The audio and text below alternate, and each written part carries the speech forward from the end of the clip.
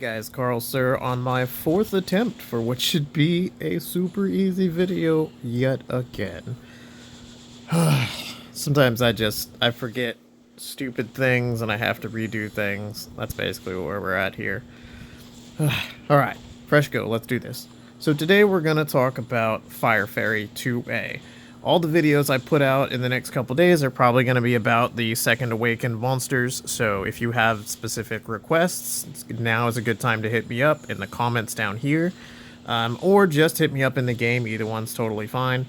You can often find me in 140, it's an easy chat room to find, it's very popular, and there's a lot of people there who like to help.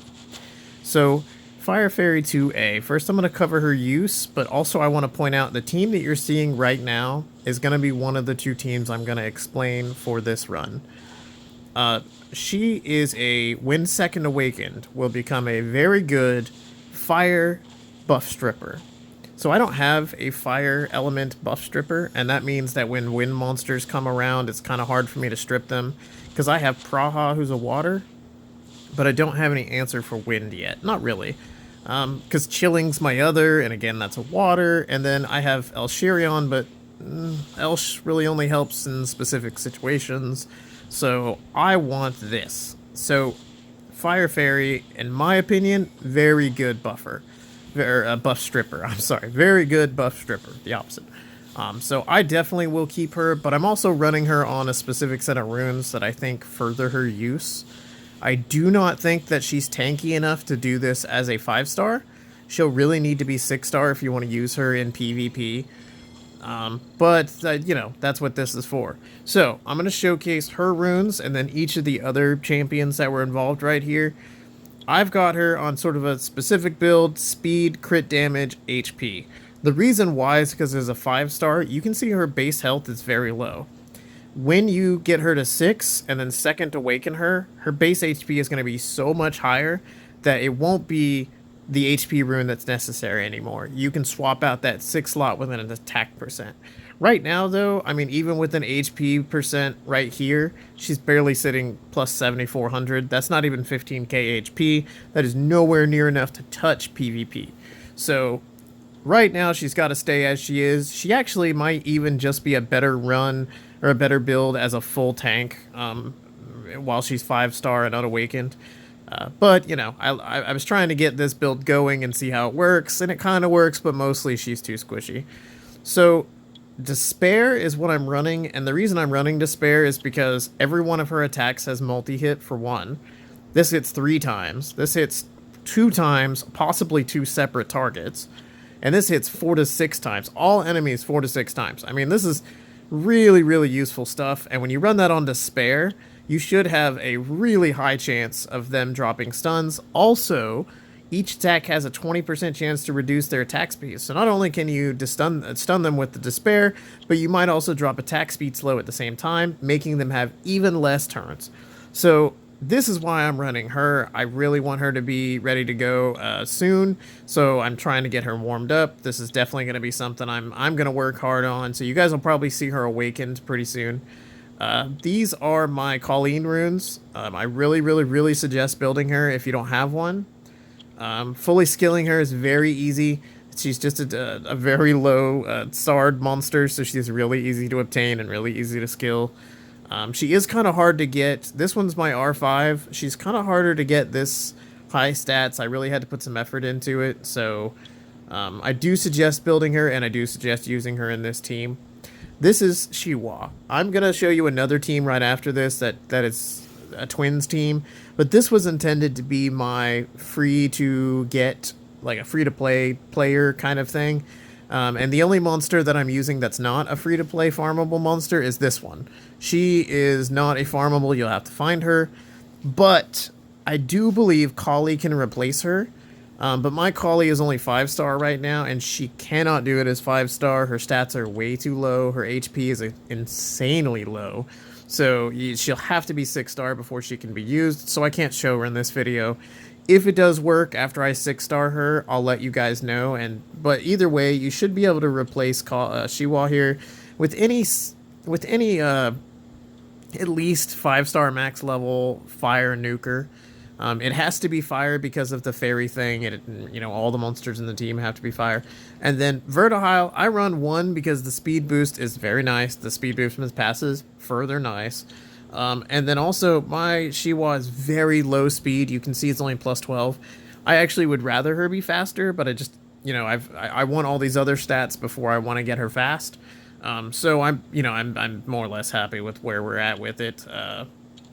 But yeah, that's basically the safe team or the free-to-play team.